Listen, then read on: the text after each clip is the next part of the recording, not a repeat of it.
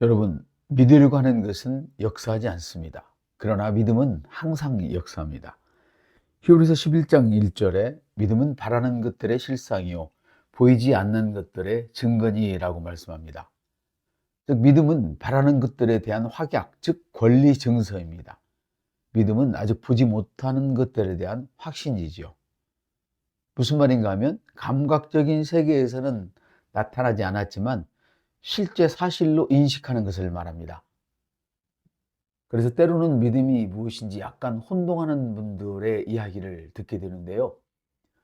이런 분들은 나는 믿습니다. 나는 정말로 믿음을 가지고 있어요. 그런데 어째서 나의 믿음이 역사하는지 모르겠어요. 라고 말합니다. 왜 그런가 하면 아직 믿는 영역에 머물러 있고 믿음의 영역에 머물러 있지 않기 때문입니다. 즉 믿으려고 하는 것과 믿고 있는 것은 다른 것입니다.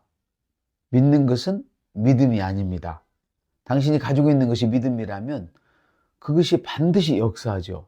믿음은 항상 역사하기 때문입니다. 믿음은 당신이 바라는 것을 실제로 부르는 것을 말하는데요.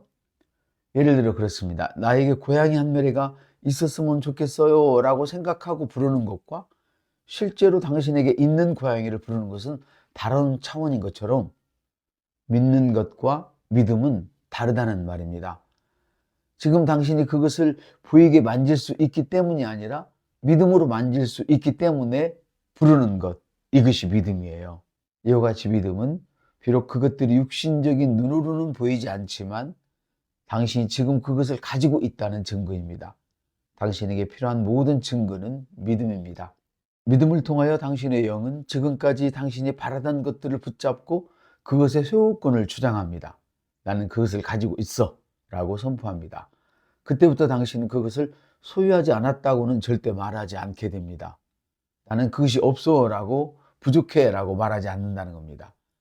믿음을 가진 시점에서 당신이 치유되었다고 선포한다면 상태가 좋아졌는지 아닌지, 증상이 사라졌는지 아닌지 몸을 체크할 필요가 없어요.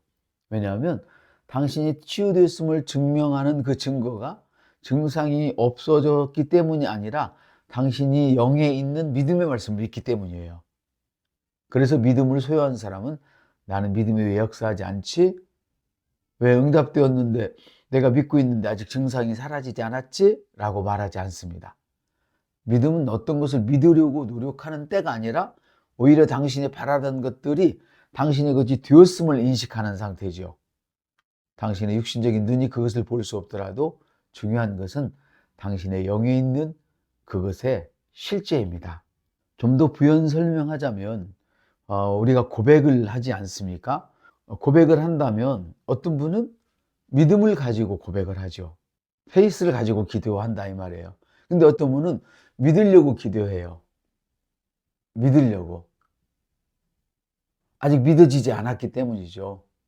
빌리빙 한다 이 말입니다. 빌리빙 하는 것과 페이스는 다른 차원의 것이에요.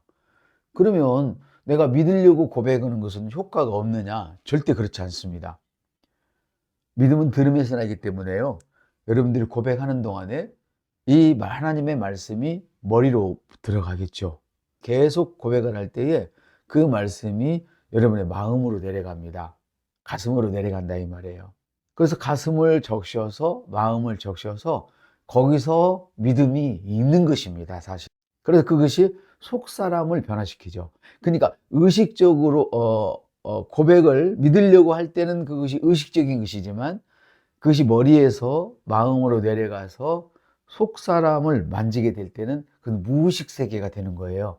그래서 믿음은 의식적인 세계에서 일하는 것이 아니라 무의식 세계 속에서 일한다고 여러분이 생각하면 쉬울 것 같아요. 그 믿음이 속사람이 되게 하기 위해서 그것이 완전히 나의 영 속에 자리 잡기 위해서 믿음의 말씀이 여러분의 머릿속에 들어가서 그 머릿속에 있는 말씀이 여러분의 가슴으로 들어가야 됩니다. 마음으로 들어가야 됩니다. 그래서 그것이 믿음이 꽉 자리 잡게 되면 그것이 이렇게 발설될 때에 그 믿음이 역사하게 되는 것이지요. 여러분 이 말씀을 계속 듣고 성경을 사도들의 관점에서 보시게 되면 아마 훨씬 더 쉽게 이해하시게 될 것입니다.